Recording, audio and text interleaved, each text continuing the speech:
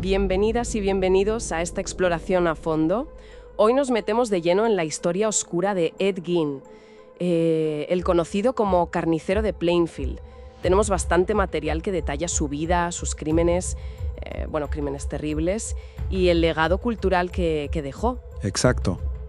Queremos entender un poco quién fue este hombre, ¿no?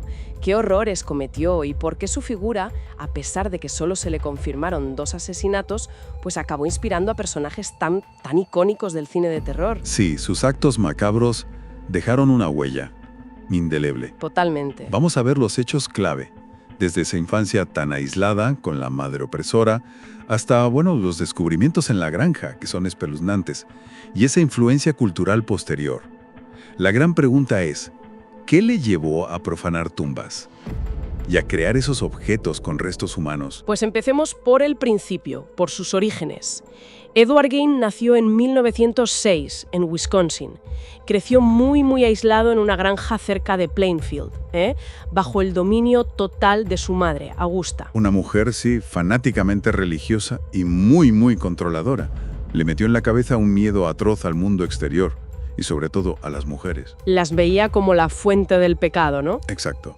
Luego murió su padre, que era alcohólico, y su hermano Henry, en unas circunstancias un poco raras, durante un incendio en el 44. Así que Ed se quedó solo con Augusta. Y la muerte de ella, en 1945, parece que fue el detonante, el catalizador final. Ahí se quedó completamente solo en esa granja. Efectivamente. Y es entonces cuando empieza lo más siniestro, claro.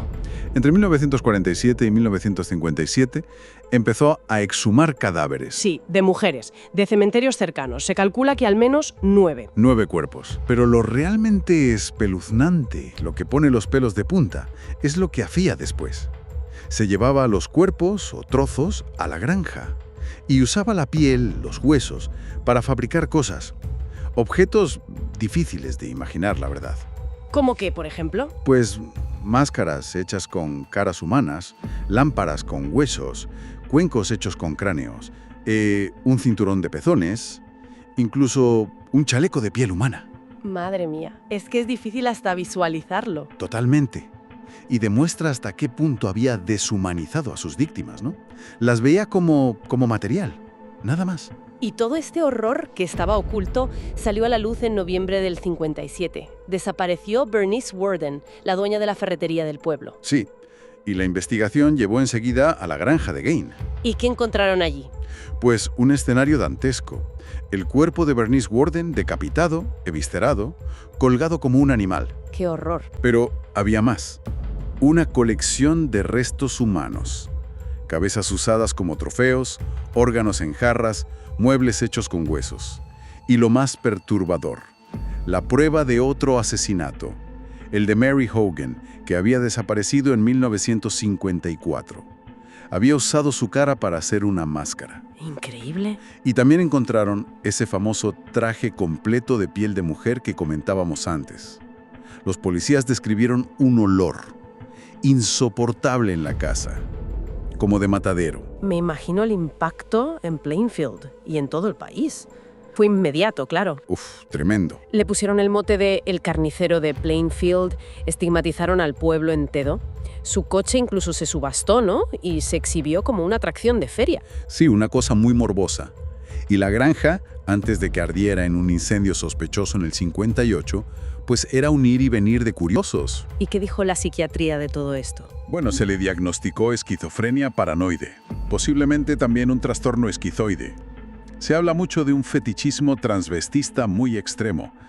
Parece que usaba las pieles para intentar, convertirse en su madre o sentir que estaba con él. ¡Qué retorcido! Y una fascinación necrófila muy clara, aunque, ojo, no hay pruebas de que cometiera actos sexuales con los cadáveres. Y lo que impactó muchísimo fue su total falta de remordimiento. Hablaba de lo que había hecho con una naturalidad escalofriante. Al final fue declarado legalmente demente, ¿no? Y lo internaron en 1958. Sí, aunque tuvo un juicio breve en el 68 donde le declararon culpable del asesinato de Warden, pero vamos, pasó casi toda su vida en instituciones psiquiátricas. Murió en el 84. Es increíble pensar en esa mente, esa desconexión total, y cómo algo tan oscuro, tan específico de un lugar como Plainfield acabó teniendo tantísima resonancia en la cultura popular, sobre todo en el cine. Exactamente. Esa es una de las grandes paradojas, ¿verdad? Lo fascinante es cómo su psicología tan compleja y la naturaleza de sus actos, más que el número de víctimas, calaron tan hondo.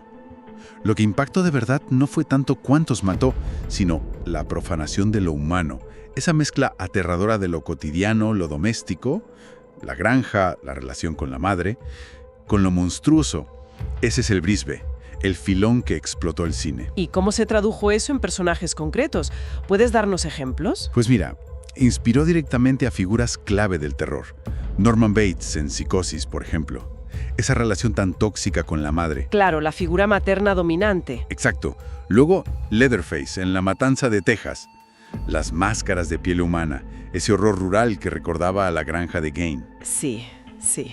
Y Buffalo Bill en El Silencio de los Corderos, con la obsesión por hacerse un traje de piel de mujer. Otro ejemplo clarísimo. Y bueno, influyó en otras pelis como Deranged y en series como American Horror Story, Hannibal. Se debate si técnicamente fue un asesino en serie porque solo se confirmaron 2 muertes, pero su profanación sistemática de cuerpos y el simbolismo tan potente de sus actos lo convirtieron en un arquetipo del horror real. Entonces, si tuviéramos que resumir, ¿qué nos deja la historia de Ed Gein? No fue un asesino prolífico, como dices, pero la naturaleza de sus crímenes, esa profanación, la obsesión con la madre, convertir lo humano en objeto, eso lo hizo excepcionalmente aterrador y memorable.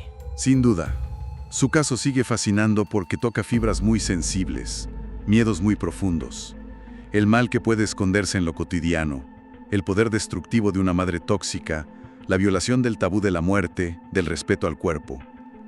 Su legado sigue ahí, en la cultura popular, como un referente ineludible del horror basado en hechos reales. Y quizás una reflexión final para quienes nos escuchan. Más allá del morbo, que es evidente, ¿qué dice de nosotros como sociedad, como individuos, esta atracción tan persistente hacia figuras como Gein, hacia esos rincones tan oscuros de la psique humana que él representa de forma tan extrema?